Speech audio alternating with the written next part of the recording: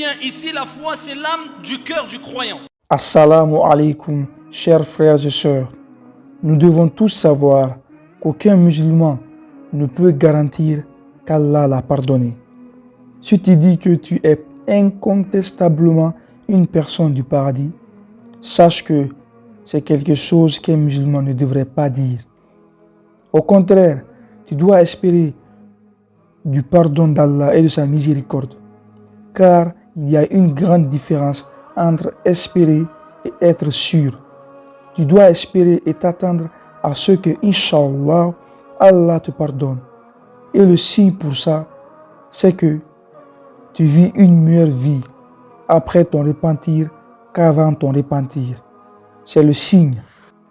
Si tu as été un pécheur pendant un certain nombre d'années et qu'ensuite tu te repentes, le futur après ce repentir devrait être un meilleur futur.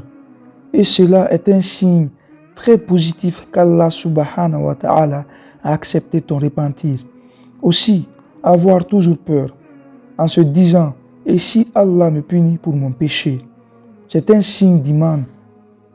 Or, si tu passes un jour sans avoir peur d'Allah, si tu te sens un jour en sécurité en disant « Allah me pardonnera sans hésiter », c'est le signe que tu es tombé très bas. Et la façon de le formuler est la suivante. Al-Iman, la foi, est un inversement proportionnel. En d'autres termes, plus ton niveau de foi est élevé, moins tu penses avoir de foi. Et moins tu as de foi, plus tu es sûr d'avoir beaucoup de foi.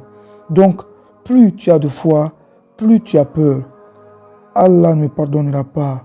Et c'est un grand signe d'iman. Et quand ta foi est faible, tu dis Allah est Aghafour, Allah est Ar-Rahman, il me pardonnera. Ceci ne fait pas partie des composants de la foi.